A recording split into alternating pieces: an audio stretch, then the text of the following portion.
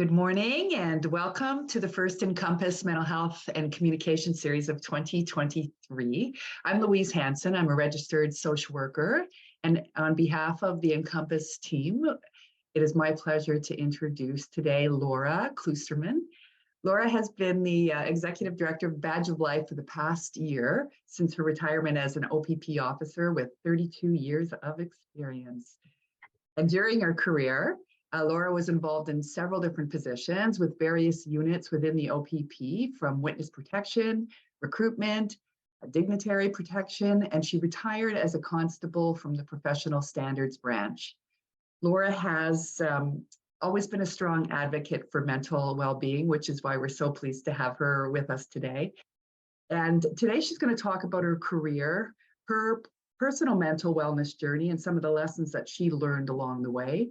She'll also share, though, information about Badge of Life and the great work that they do and the ways in which they may be able to assist you. And Badge of Life has been one of the community-based organizations that Encompas has certainly held in high respect for the work that they've done in the areas of peer support. And our care management team is always happy to facilitate a connection there when helpful. Before we begin, just a couple of housekeeping points. We purposely disabled everyone's cameras and microphones so that you all can participate anonymously. Today's session will be a Q&A format, so I'd encourage you to put your questions and or comments through the Q&A feature in the meeting. Those questions will come just to this team, the panel here, and we will read them out to ensure anonymity. So I'd like to, with that said, welcome you, Laura. We are so pleased to have you joining us today. Thank you very much. And thank you, Louise, for having me. And thank you for all the work that you're doing through Encompas as well, because we hear on a daily basis the great work that is being done. So thank you. Yeah, thank you. All righty, you ready? I'm ready. I just want to apologize because I'm a mover, so that's why I'm standing, and because I'm a mover. So no, that's great. That's great. All right, so I have prepared some questions for Laura, and I'll kick it off with that. But I will keep an eye on the submitted questions. So I want to make sure that you get to ask Laura the questions that are of interest to you. So please pop those into the Q&A features as we go. All right. So, Laura, you've shared with me that you have been policing since the age of 18. And then you continued in this career for 32 years before your current position here as the Executive Director with the Badge of Life. And before you walk us through your policing career, can you share a little bit about who you are outside of policing? A little bit about you as a person. Me as a person. Well, I mean, the OPP career is my first and only career. So that was my first and only full-time job, literally, because I was out of high school. Outside of policing, I love kayaking. I love biking.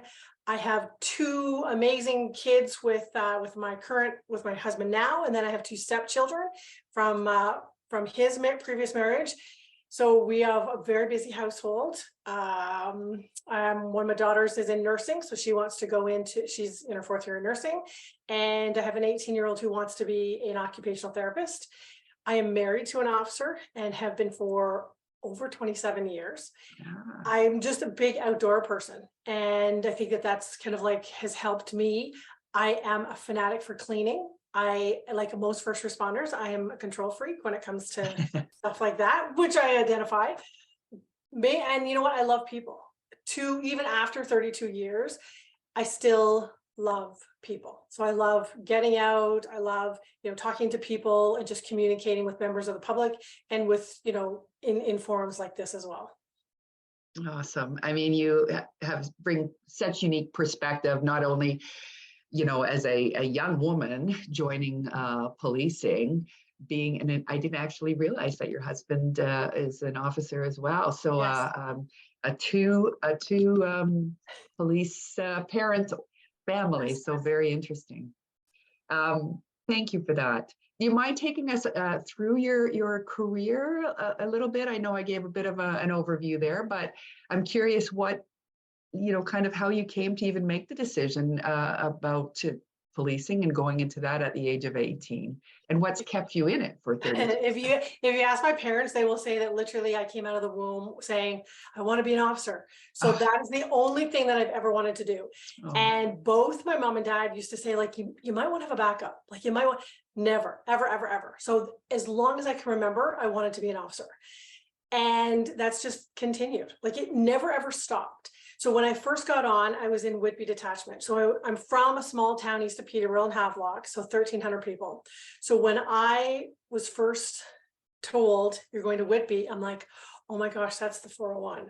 I think I've driven on the 401 twice. So it's a huge kind of like, oh my gosh, I'm going from a very small town to a big city. So that was an eye-opener. My detachment, I was the only female. The rest of the people in the detachment were old enough to be my father and grandfather.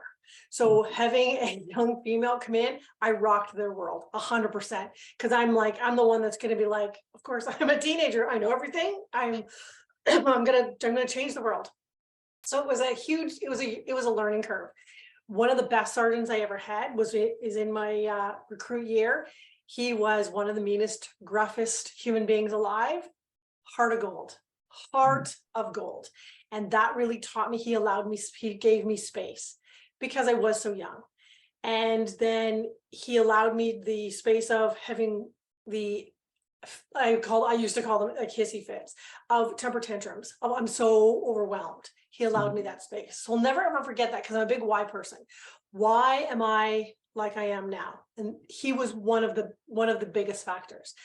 From Whitby, then I was transferred to a Aurelia detachment because my husband, Michelle, he had been transferred to headquarters in community or contract policing. So then I was brought up to, it was a compassionate transfer to a Aurelia detachment. That was a big eye opener because I had 9 years on the road and I had never done any kind of general policing. My first couple of years, I was lucky enough to work undercover with Durham Regional Police. Because I was so young, it was like I saw a sergeant on the side of the road one time. He's like, how old are you? And I'm like, I just turned 19. He's like, do you want to work undercover in a high school? I'm like, well, funny enough, I just left a high school like a couple of weeks ago. So then I got to work. And I mean, this was 89, 90. So then I was able to work. And that was fun because I didn't have the cop stamp on me yet. So it was all kind of like, yeah, just going into a high school. So that was a lot of fun looking back on it. And then just kind of like that morphed into, I was able to work a little bit with Satan's Choice while still in Whitby and stuff because I was so young, and that it was fun. I mean, looking back, it was a lot of fun. When I came up to Aurelia, loved it. Loved the community. It was a small community at the time. The OPP had just amalgamated with Aurelia City, so it was a big learning curve. Loved the people, loved the officers. Then from there, I went into as a youth officer. One of the biggest challenges I've ever done in my career, ever. And I mean, Scott Mills and I've had conversations about it. The best job, the most rewarding and the most terrifying for so many different reasons. The first couple of years, I'm like, I didn't want to walk down the hall because these kids are all over the place. And I'm like, what are they going to do? Drag me into a classroom? Once you get the atmosphere and you gain the trust, it was phenomenal. And it's just amazing. So one of the best positions that I had. And then because I'm in Aurelia, I was just able to do different things with headquarters, like go into surveillance and try witness protection and that kind of stuff throughout my career. And I had the opportunity for dignitary protection and recruitment. Dignitary protection was amazing because I mean, the Lieutenant Governor is a wonderful, wonderful person. And it was a lot of fun working with her. And then I ended my career with when I retired from Professional Standards Branch, where we brought in the education-based resolution for very simple OIPRD complaints, which I think was one of the most important things as well, because that kind of led into the conversation with mental health and mental well-being, because nothing happens in a vacuum. And I think that the more we are able to see that, the more the organization is able to see that, nothing just happens. So we need to, if we can be more proactive with stuff, then that's gonna save in the future. Right. Wow. It's certainly I mean, I hear the passion and the openness and the attributes that needed in terms of moving through such a varied career, which is amazing. can you comment on what it was like to be a female going through, all of this? Anything One, out of the one challenge? I mean, challenges it and was wins, very, right? absolutely challenging, absolutely challenging. One thing that I said from the very beginning, and it was kind of words from my father, is don't lose who you are. So if you were to ever grab one of my jackets or anything, you'd probably have lip gloss or lipstick somewhere in one of the jacket pockets, because that's, I'm not going to lose who I am. I'm never going to be one. I'm never going to be a man. And that was one of the biggest things that I wanted to keep. I wanted to work with the skills that I had. What am I going to get into a fight with a 300-pound guy? No, I'm going to have to learn how to talk properly and to get myself out of that. Will I fight if I have to fight? Absolutely, I will. You just have to learn and work with the skills that you have, and it's, your limits. And as you mature, I was able to see, okay, I'm really good at this, I'm not good at that, and know that. For example, when I came to Aurelia, I identified really good at interviews. I'm able to speak to victims and to people in interviews. When it comes to the interrogation, not good. Step out, someone else comes in. And that's the biggest thing for people's careers, just know where you're at, know where your strengths and weaknesses are.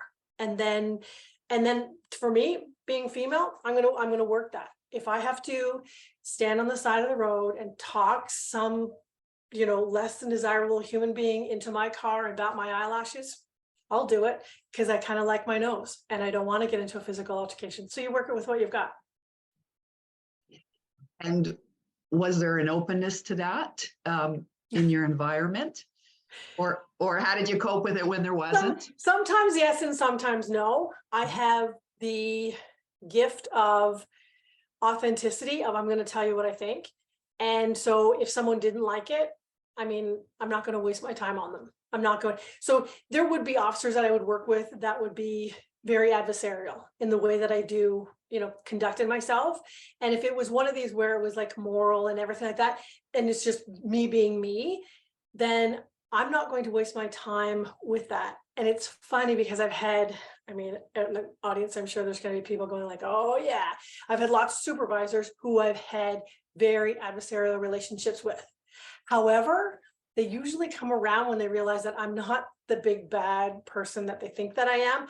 I just do things in a different way, and I'm going to work my hardest for you once I respect you. And you do have to work a little bit harder. You do have to work a little bit harder. Anybody that says, oh, you don't have to, you do. You have to give a little bit more, and it's worth it. It's totally worth it once you've gained that circle of trust. Well, it sounds like you're somebody that came with a fair bit of self-awareness, or maybe you developed it as you went along, but certainly I hear you as being somebody that really look to understand your areas of strengths and vulnerability. Huge. Right? And yes. Utilize those to your best. So absolutely. Thank you. If I can switch gears, we have some questions coming in here, but I'm gonna switch gears just for a minute, and I think this will lead into some of the questions as well. Yep. Can you talk a little bit about the impact of policing on your mental health and your well-being, emotional and mental health and well-being? Yeah. A roller coaster, I think, would best describe it, or like riding the wave. I think that when I first started, because I was in a detachment with, I call them the grumpy old men, and I'm a why person. I want to know why. Like, why are they, they have the 25 to 30 years and they just can't wait for retirement and they're negative. And I'm like, well, why? So that was 30 plus, that was 32 years ago into my career. And so then I'm like, okay, I have to find an outlet. There has to be an outlet. So right off the bat, I want a therapist. I want someone that I can talk to that's not a family member, because I don't want to cause secondary trauma. I want someone that I can just talk to. So that was way back before anyone said, oh, you should get a therapist. And as they went on with my career, then, you do what you need to do to learn positive coping skills. Do we all have negative coping skills? Absolutely. The trick is to learn which ones are which. 2006, I was diagnosed with an operational stress injury. We've kind of know it now as sanctuary trauma and moral injury. And so the biggest thing was just to work through that and to say, what do I need to do? Our lives and our journey is literally a marathon, not a sprint.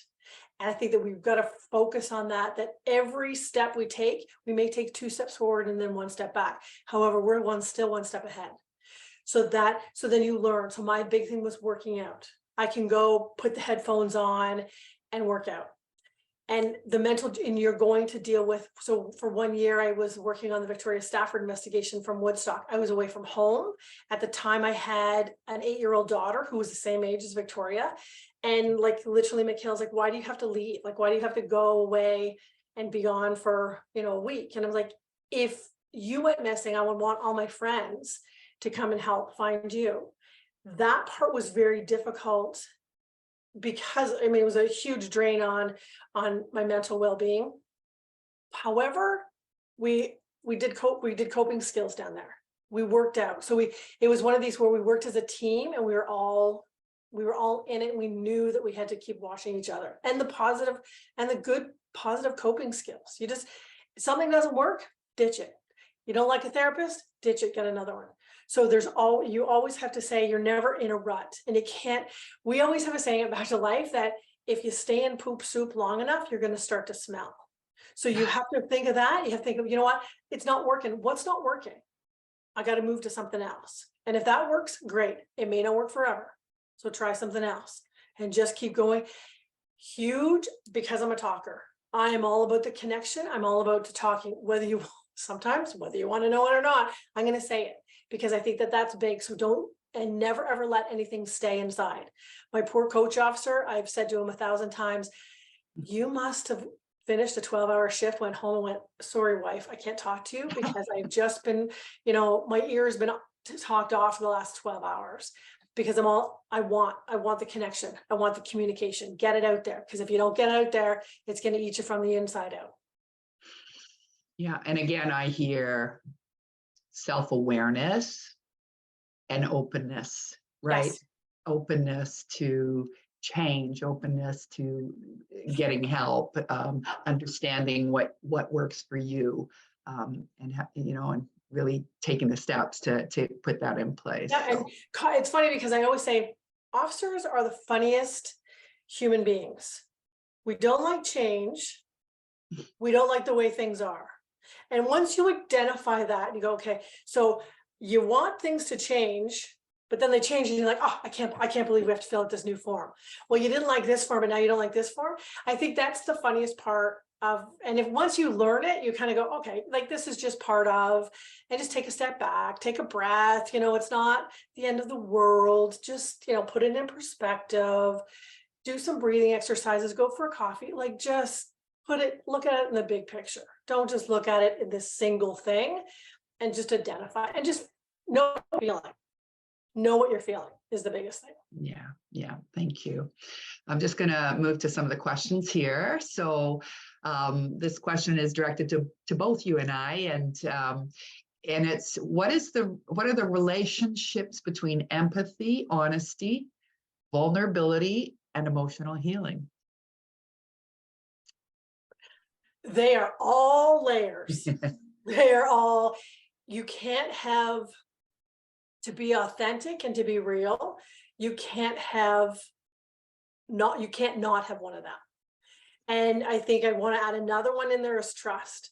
If you trust yourself, then you can trust yourself to be vulnerable. You can trust yourself, and to step more for the empathy is cognitive empathy, because we can only take on so much. So we have to be able to say, you know what, I can't take that on right now. I don't have the capacity to take that on right now, nor should I, because whoever that's your problem, and you have to be able to say, I will walk beside you. I can't carry you. And you have to just be cognizant of that. So they all go in together. And I think the biggest thing is like self-reflection of going, why did I react like that? Why am I stressed? What am I doing? Because our circle is right here. Like we can't influence anything else. Our circle of influence is right here. we have one of our strongest volunteers talk about accountability. I'm accountable for my actions. It doesn't matter whether I have an operational stress injury or I'm accountable for my actions. So I have a part to play. And I know that in one of the questions is like, what have you learned? That's what I've learned. I look back and go, wow, I handled that really poorly. My position was, I just thought everything, my perceived injustice. You did me wrong. Yeah, there were people that did me wrong. However, I played a part in it. I played a part. And then there's the vulnerability to say, yeah, you know what? I messed up. I shouldn't have reacted like that. And that's huge. Once you gain that awareness, that's huge. Yeah. And I'll just say, I missed the word trust. It's funny you said, and I would add one more to it because trust was in the question. And I think that vulnerability and the authenticity, I think that gives you the ability also to be not only empathetic to yourself, but empathetic to the individuals that you're interacting with. And again, that know yourself, right? Know yourself and use yourself. But you do have. And know where you are on the journey. Like, just understand what your capacity is, because your capacity could be really good on Monday and then be really poor on Friday. So just understand that that's where my capacity is and be open. And I've always said, when I was going around to speak to supervisors for the whole beginning of trust, the foundation of trust, if you are vulnerable, you will gain more from all of the people that you are working with. So if you were to go into, I use the example of a shift briefing. If you're to go in to a shift briefing with okay, you're going to do this is how you're going to do it, and I want it done now, and then turn around and leave, I can tell you, I've been there. Sure, absolutely. I roll as if I'm going to help you at all. If you go in and say, you know what, guys, I know it's been a tough couple of shifts. I know that we've been swamped. I know that we have, we need personnel. I understand that. I see you. I hear you. I acknowledge you. I just need you to do this for me because for whatever reason, I just need this done. People are going to be pretty hard pressed to go like, you're a jerk and I'm not helping you, because you're being vulnerable. You're saying, you know what? I understand you. I see you. I hear you. I acknowledge you. And lots of times that's all the people want. That's all they want. And that and the acknowledgement of vulnerability in a public way, really, I think, gives permission to others to do the same, right? Yes. And not to ignore that vulnerability, which doesn't allow you the opportunity really to get what you need to deal with it. Right? Absolutely. Yeah. All right, thank you. All right, here's a congratulations on your retirement. This individual has had the pleasure of receiving 2 of your proactive resolution training sessions. They're a longtime member and they're struggling and having a hard time accessing services between WSIB, Canada Life, Psychologist, and Encompas. And so the question is, there are 2 parts to this. One is Badge of Life trying to advocate for more reasonable wait times for members. And the other part of it, I would say, is please raise your hand to us at Encompas if you've been struggling with wait times, because our commitment is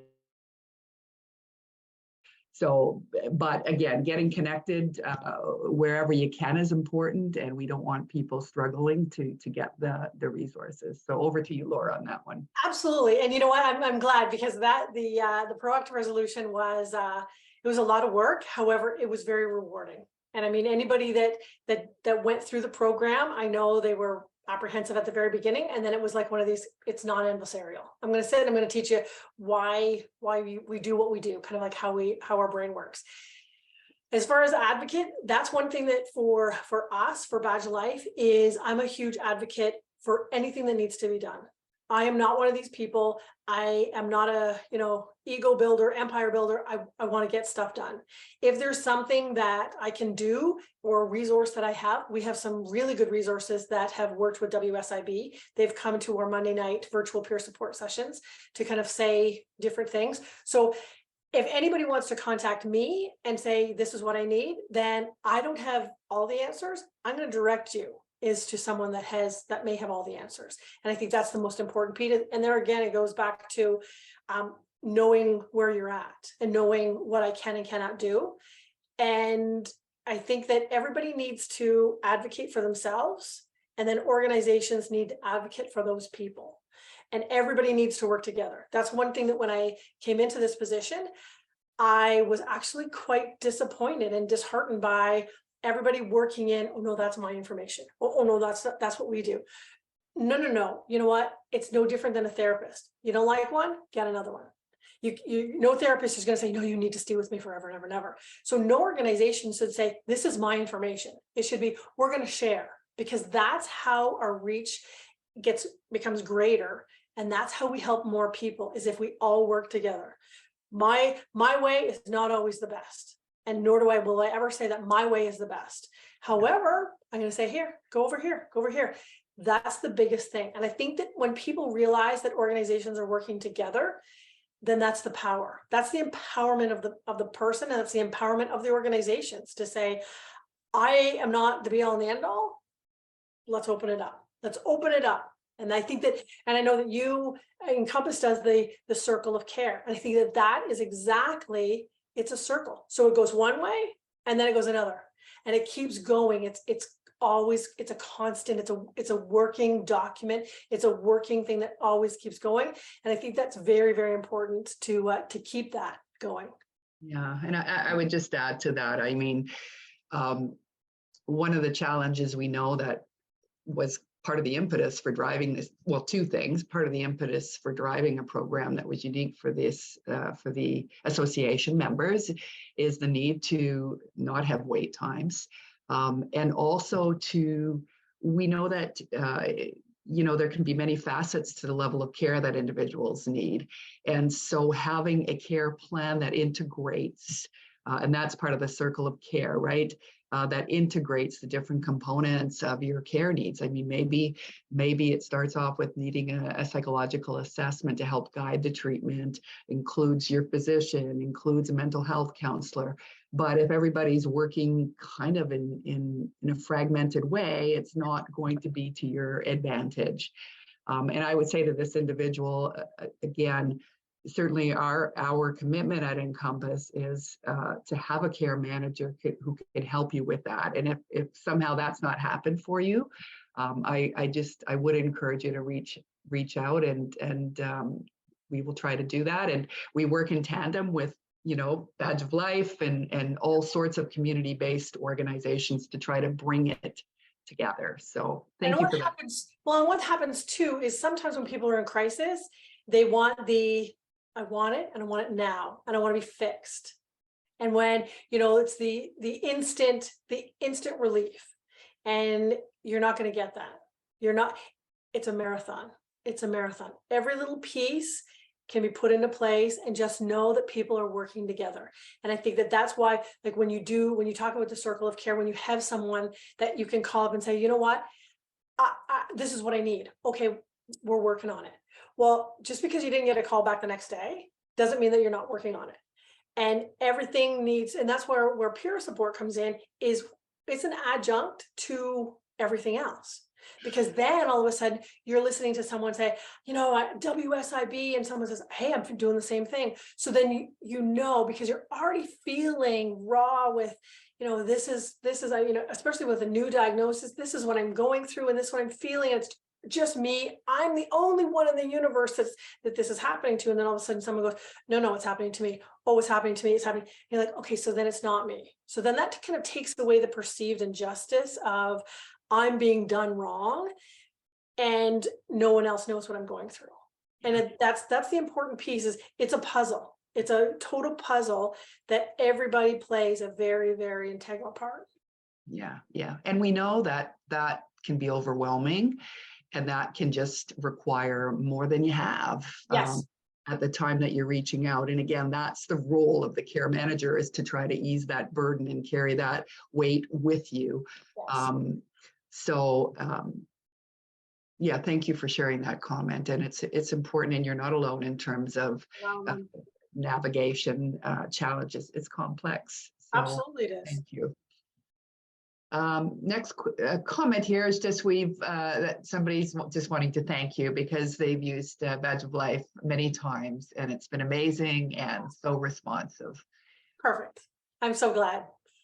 All right. Can you, a little bit different question here, but can you talk a little bit about what's important for mental health providers to know about working with police? So it's funny because I had a meeting yesterday with KMH, and they wanted to know about, they're putting together a program. So they said, well, we've heard over and over and over again the fact that we need to have like a special line for police, a special line for EMS, a special line. I'm against that. I'm against that because I've seen it, and because I see it every Monday night. For all of the therapists, it doesn't matter what color shirt you're wearing or what is on your epaulets or your badge. You are a human being. Trauma is trauma. Your brain's your brain. So people, and we have the perceived kind of concept of, well, my job is harder than everyone else's job. Or, this job is more traumatic than this job. And when you have that, number one, it aids in the stigma. So if we're talking about that we need to, change the dialogue and end the stigma, we need to understand it doesn't matter what you're doing. Trauma is trauma, people are people. Feelings are feelings. Like, because what may bother me may not bother someone else. It doesn't matter what, occupation or background they're from. And we see it on Monday nights that we have fire, EMS, corrections, military, police. We have, some Crown attorneys. We have an animal control officer. We have all of these. Well, no one says that, my trauma is more important than your trauma. And that it's one of the, we're all people. We're just a community. Like we're a network. We're connection. And I think the biggest thing for providers to realize is you're dealing with someone with a type A personality. So don't push back. Don't try and control. Empower that person to come up with their own solutions, and then just kind of like help direct or help, redirect. Well, how about gentle nudge instead of this is the way you're going to do it? Because every time, it doesn't matter from what background you're from, you're going to get pushback. And we have to be very cognizant of our language. And this goes organizationally of the hero, the warrior, no one else could be doing this job. And you are setting people up for failure. Because if I'm told from the very beginning that I'm a hero, I'm a warrior because I'm a police officer, when the chink in the armor starts happening, that warrior is not going to take a knee. That warrior is not going to go, okay, my capacity, I don't have the capacity for this right now, because that's not what warriors do. Warriors just keep going. So we need to watch, and we need to change the dialogue of, you are a human being, you have a brain, you have feelings, and you know what? That's okay. You're going to hurt, you're going to cry. I have stood at directing traffic at a fatal, bawling my eyes out, because that's what I needed at that time. Do I give anything about what anybody else thinks? No, I don't, because this is me. That's my capacity right now. And we have to allow ourselves that. And we have to, do you have to be tough? Yeah, you got to be tough. Well, you got to be tough to do a lot of things. To me, every time I go through the Tim Hortons drive-through, I'm like, that's a job I could never do. You are tough. So we can't build ourselves up, because then we put ourselves on a pedestal. And I know, because we have one of the therapists that as soon as he says, hey guys, you're not a hero. You're not a hero. You can see everyone like, well, that's what I am. No, you're not. You're just a person. So, yeah. And there again, then it's the dialogue. Words matter. Words matter. Yeah, I'll add to that. I like we're people with feelings and, and brains and reactions. fit is really important, though, when you're reaching out to a mental health practitioner, and that's from a person to person. I'm a person, but it can be certainly helpful in terms of making a connection if somebody gets your world. Absolutely. If you don't have to retell, if they understand the level of trauma that you're exposed to, right? And so that was certainly one of the pieces that came through in terms of having supports and resources. You don't want to start, sharing your story and be sitting in front of somebody that doesn't have the capacity to deal with it, for sure.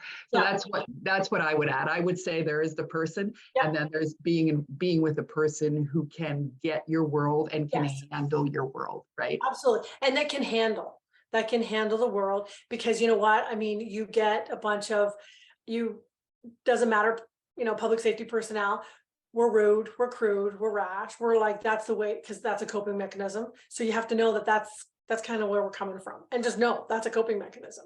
When you go by a serious accident on the side of the road and you have like the fire, EMS and officers like standing there laughing, that's a coping mechanism. Just know that. And you know what? And organizations need to do a better job of saying that, of saying, because I know I've done complaints where they're like, that officer was standing on the side of the road. I'd say to the complainant, do you understand what the capacity it takes to deal with things like that? And they'd be like, well, no, I never thought of that. That we need to be do more self-advocacy, saying, yeah, it's a lot. It's a lot, because then you're going to get people on your side going like, oh my gosh, yeah, it's a lot. I understand. Yeah. Listen, it's a lot that you have my utmost respect in terms of what you're dealing with in your day to day, and you definitely need to be meeting with a mental health professional who has the experience and the qualification and the expertise to deal with complex trauma. And you don't come out of school with that that information, right? So a specialized network, I think, is important, and a good personal connection is critical. And you know what? And the qualifications, that is another thing that I've learned in this position, is there are all kinds of people out there that want to make money, and they have like nice little frames on the wall, and they're not qualified.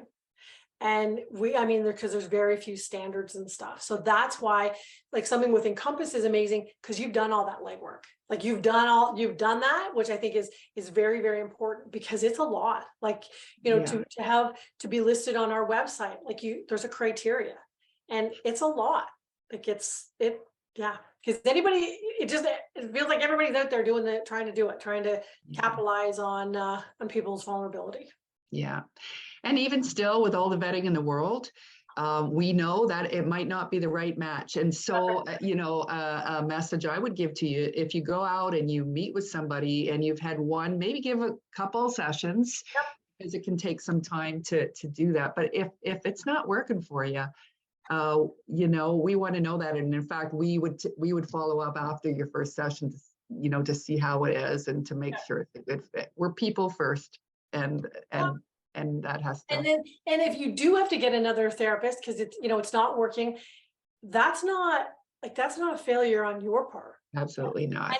And it's not, because it's like anything else. We have people come into our lives and we go like, thank you, nice meeting you. Okay, we'll meet for coffee one more time. And then that's it, because we know. Like, so don't make it fit, because then you go, see, then you can say, see, it didn't work. Well, because you didn't take the necessary steps to say, you know what, this isn't working, and I'm going to try something else. Yeah.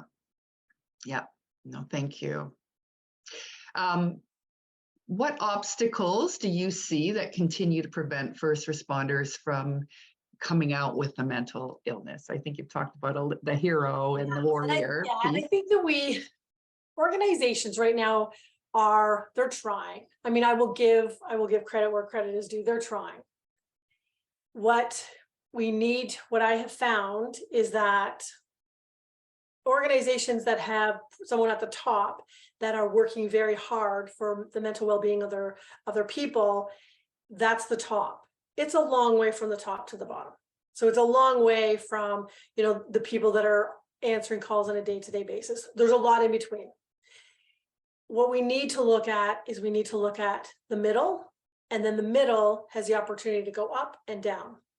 So and we need to be more proactive. Don't just say you're being like, oh, we're doing, to actually do it. I had a friend of mine brought me in to speak to a recruit class.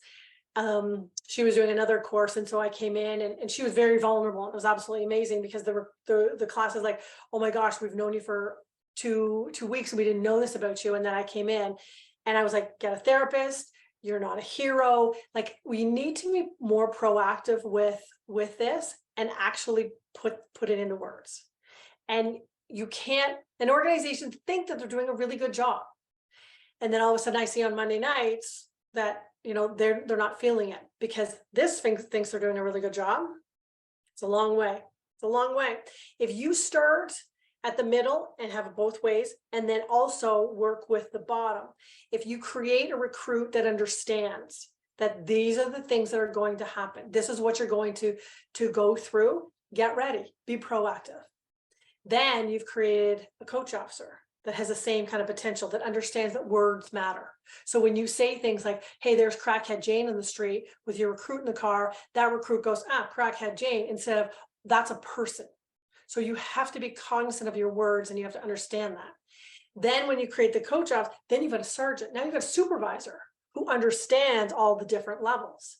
And then it goes up from there. And I think that's the most important piece, and really make it work. Don't just say you're making it work, really make it work and reach out, because there's tons of resources out there that will come in and go, you know what, this is the way that it is. And I think that you're going to run into the old crotchety people that, hate their job, hate their life. It's okay for them to do that. And then for you to say, I'm not going to be like that. You're not dragging me down. You're not dragging me down to where you are right now, because I can't take that energy, and I can't take that on. And I think we talk, lots of organizations talk a good game. How about you change the words to actions? And then ask, what can we do? What can we do better? What can we do more of? Yeah. All the while, you as an individual are doing the same for yourself, right? Exactly. Yeah. Exactly. It's interesting. We had a speaker on here, Mark Rainford, who was ex-Toronto police, and it was interesting. He talked about speaking out about his own mental health struggles, and he said that's the way that you increase your sense of control, because once you speak out, you know who's going to be a supporter and who isn't going to be a supporter, and then you have the opportunity to connect with those supporters. So he felt coming out with one's mental health challenges was a really good offensive. Absolutely. And you know what? You can't finish a career in policing and not have mental scars. There's no way. So if you think that you can, then you're already in denial. And there again, you're adding to the stigma. And you're adding to the stigma for yourself and for everyone else. So if you know going in, these are the things I am going to see, things, hear things, smell things that I'm not supposed to. And this is how I'm going to handle it. I mean, Badge of Life, I'm all about, personally and organizationally, empowerment. In a world where we have very little control, if I can empower myself to know my reaction, my consequences, my positive coping mechanism and skills, then I've empowered myself to say, you know what, and my self-talk. That's huge, because we are very bad at that. We think that we're not good enough. What we did was, it's like a monkey brain. We go on and on and on, and then we can spiral. Like, we can spiral instead of going, okay, stop. Like, just stop. The guy cut me off on the highway. You know what? He's probably having a bad day. Why am I going to be sucked into his bad day because he was a jerk? This is my realm. This is my influence. I'm going to let it go. Yeah. And you have to know that and be proactive with it and empower yourself to say, I'm going to choose the way that I react. I'm going to choose how I am going to move forward in this career. Yeah. And I would say that, getting connected with a counselor Huge. Before you need one. Absolutely. So not in a, I'm in Yes. trouble, I need help, but to get connected with a counselor can really help you identify the coping skills that are going to work well for you. Somebody that's there that can help debrief, incidents with you and process those, so they don't accumulate to the degree that they can. So I always like to, yes, it's there to help you when you're really in trouble, Yep. but it's there as a resource to Oh, help you. proactive. And because, and then it also, I mean, it also gives a baseline. So you Yeah. may, your therapist is going to understand when you're walking in, there's a spring in your step, everything's good. They're going to understand the difference. And then they're going to go, okay, we need to talk. And like, what's going on? Nothing. I'm fine. I love the fine. Well, fine. No, there's something going on, because you need that baseline. Get resources in place before the crisis happens, because it's not like if, it's when. Right. When you have everything in place, again, you've empowered yourself to go, hey, you know what? I may have something really bad happen. I got this, because we're policy and procedures, right? We like policies and procedures. So I've got the policies and procedures in place. If I need it, it's right here. And I think that there's the empowerment of, and then your brain goes, I got this. I know this. I got this, because I've got these all in place. Yeah. And good to do that as a couple as well, right? I mean, so anyway, no, that's I know that when my running shoes are out in the garage before I get home, that it's one of these where Michelle has heard me, or I've talked to him on the phone, and he's like, how about before you come in the door, you just put your running shoes on and go on the treadmill, plug in and like decompress. And I'm like, great. So it's, again, policies and procedures. We know that good days, bad days, this is how we're gonna function with it. And I think that's empowerment. It's empowerment. Yeah, it is empowerment. Great advice. Switching gears here a little, there's an individual that for themselves, again, know yourself, finds that volunteering and community service can be very helpful to their mental health, which is true for so many people. So just curious about if you can talk about any volunteer activities that are available through Badge of Life.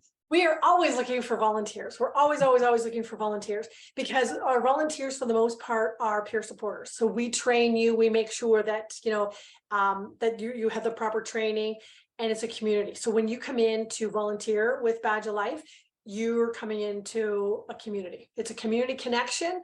We have a lot of fun. I mean, we put on the Advancing Post-Traumatic Growth last year. We're going to do it again this year. It's a lot of work. It's a lot of fun.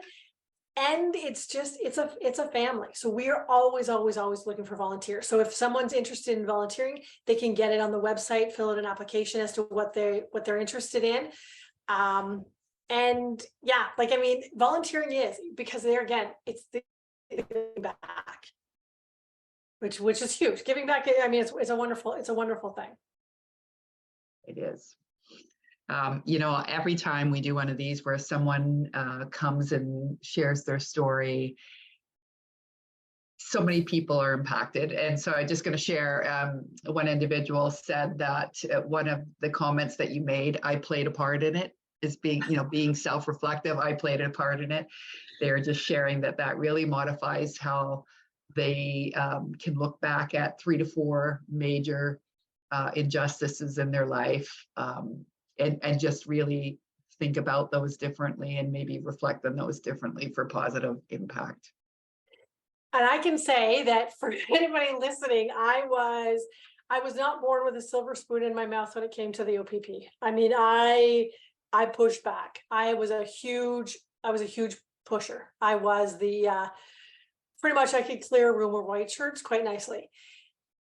That wasn't a bad thing. No, I mean, there's some things that I would be like, you deserve that. I mean, I respect the rank. I don't have to respect the person.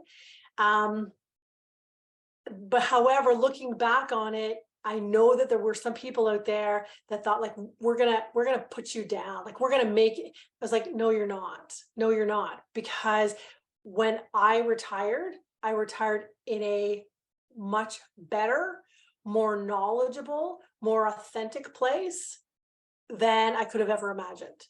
Because I look back and went, yeah, you know what, that sucked. That was brutal. However, I learned something from it. I'm going to take something from it, and I'm going to, redirect things a little bit.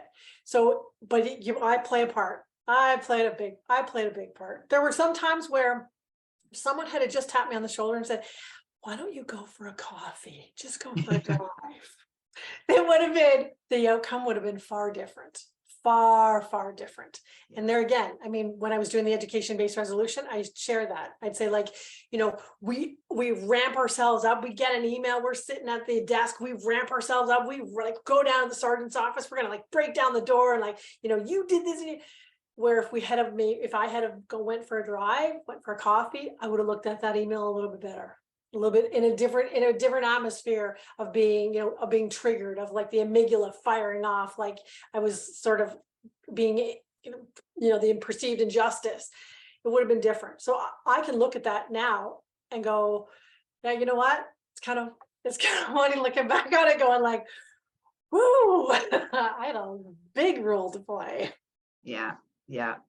You know what? There's a great YouTube video by Dr. Jody Carrington, which talks about flipping your lid, and it's not specific to anybody, but it really just talks about when you are triggered, your thinking brain is not. Oh, it's not even close. You're not even close. Your thinking brain is long gone.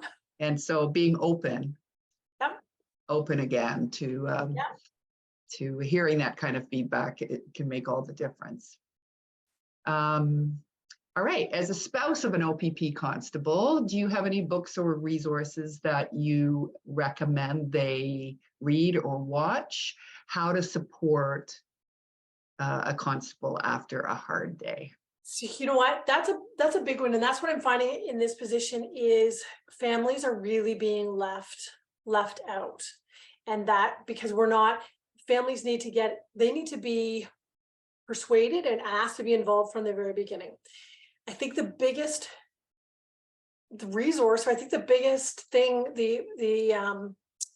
best thing you can do is space. Because we need, like I always say, for OPP officers, we usually live very close to home. So we'll have a bad day, we'll, be all ramped up and stuff, super hyper vigilant. Then we have like a 5-minute or 10-minute drive home. And the minute we break the threshold of the door, it's like, everybody wants to see you because you've been gone for like 12, 14 hours. We need space. So anything that can be done to, what do you need? And that goes for spouses, that goes for kids, that goes for supervisors. What do you need? And then if someone says, I just need to be left alone, then honor that. And then do it with the open communication of, I will honor that as long as you honor my request to talk to me. And the open lines of communication. Do you, as a spouse, do you need to be traumatized, secondary trauma? Absolutely not. That's up to the spouse to regulate, to self-regulate, that they're going to talk about how they feel. Trauma talk, war porn, it adds nothing. It adds nothing.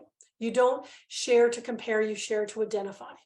And so I think if the spouse can hold space with how I feel and be open with that, it's a form of peer support. For our peer supporters, it's like we do wait. Why am I talking? Because we want to, but what if you did? Just hold space. Just hold space and honor that. But it's got to be a two-way street.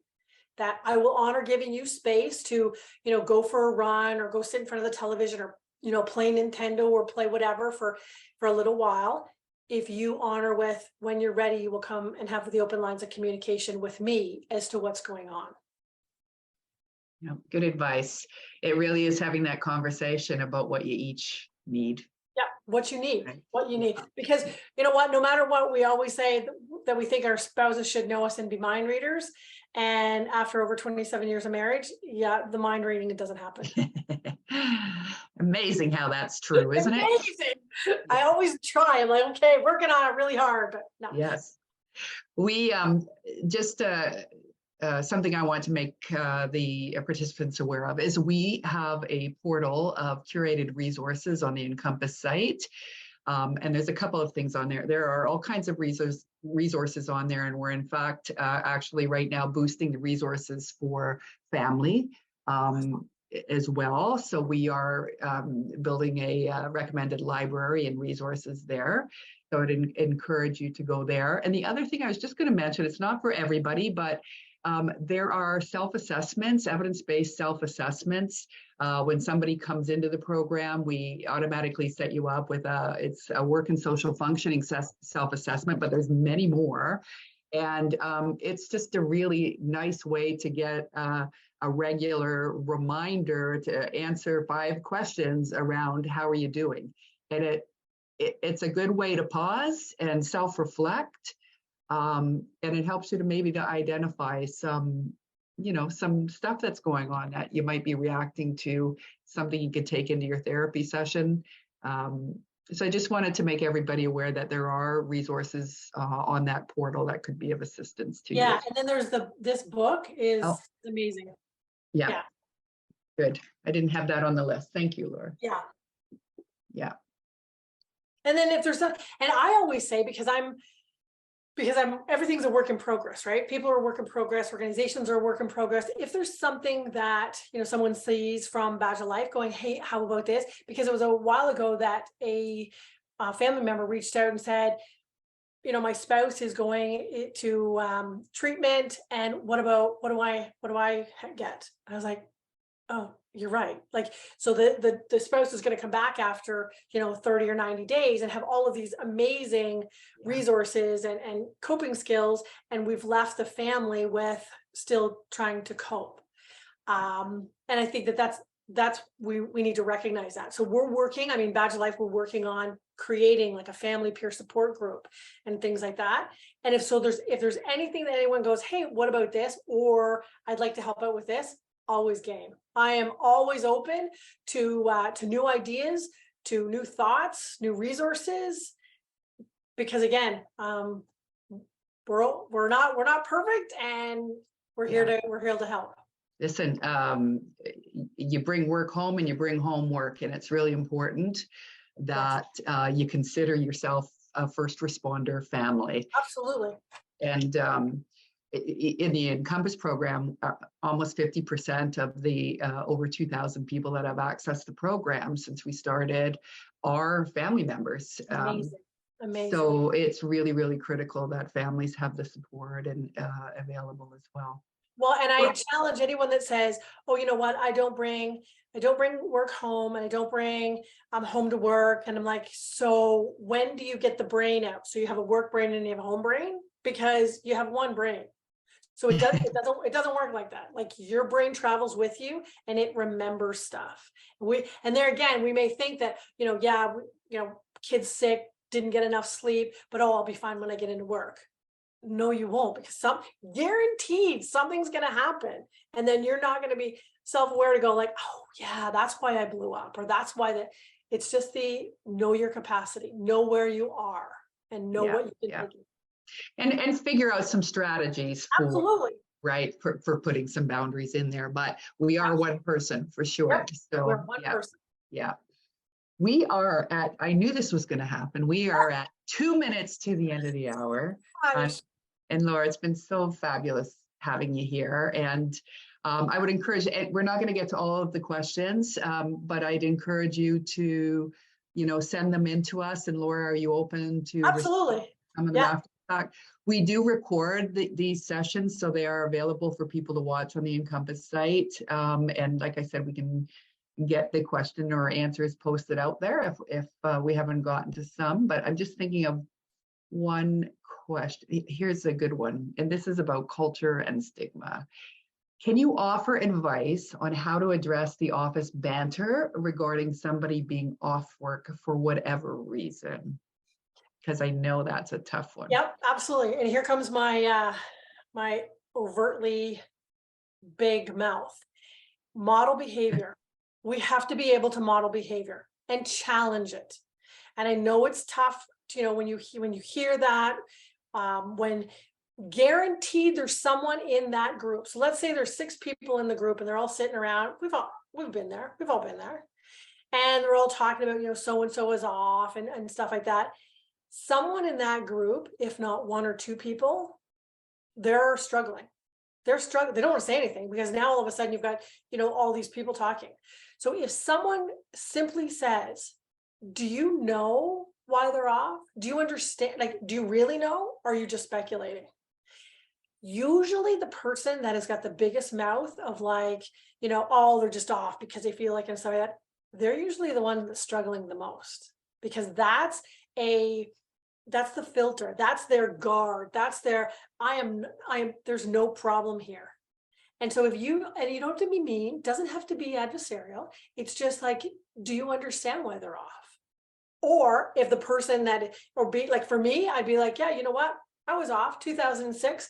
I was off for 6 months. It was rough. It was rough. I didn't know what was going on. I thought the world was crumbling around me. It was rough. And then all of a sudden, if they go like, okay, if you are able, and if you feel like you have the capacity to be vulnerable in that moment, then do it. And if you can't, then just model the behavior and just say, or not even in the group, take them to whoever it is aside and say, you know what, I heard you talk today. I'm kind of concerned because, you have newer people that you were talking to as well. Do you understand the impact that your words and your actions have? Again, doesn't have to be adversarial. Get a coffee, just do it. But we can't, it's like the bully and the bystander. You can't just not do anything. And don't go to a supervisor and say, this is what I heard, because then you've taken the trust down. You need to build that foundation of trust and model the behavior. So you can't be a part of it. You can't be in that group, bashing somebody because that's not modeling behavior, and then go, oh, how terrible are they? Model behavior. Know your words. Understand that language matters. Awesome advice. Lots of hearts and accolades floating up here. I don't know if you can see those. Laura, this has been so great, and you've got so much wisdom to share, and you bring so many valued perspectives to the table. We'll have to have you back. Oh, that'd be awesome. That'd be awesome. There's a ton of questions, but we will follow up with the questions with you and get those out and get those posted. So I want to thank you so much for sharing with us today. Thank you. And really, really appreciate it. And thank all of you for your active participation. Yes. I think we change the world by having conversations Absolutely. about what's really going on and how we can make a difference. I just want to let you know that our next session is scheduled for February 22nd, same time, 10 to 11, and we'll be talking with retired officer John Fletcher at that time, where he'll be sharing his perspective. John is a retired officer, psychotherapist, so he also brings a unique perspective as well. So. And if I could just take a quick shout out to all of the volunteers that have logged on and stuff. And this morning I'm getting heart emojis and you got this and stuff like that. So thank you, because I am telling you, if I didn't have the amazing volunteers that I had, this wouldn't be going. I mean, I have just hands down the best volunteers of any organization, and they're unique. They keep me laughing. They make me cry. And they make the organization. So just, and the fact that poor Scott has to deal with me on a daily basis of what do we do social media wise? So everybody, thank you so much to everybody. Takes a village. Absolutely. Thank you so much. Everybody have a great day, and we look forward to reconnecting next month. Thank you so much. Thank you. Take care. Bye-bye.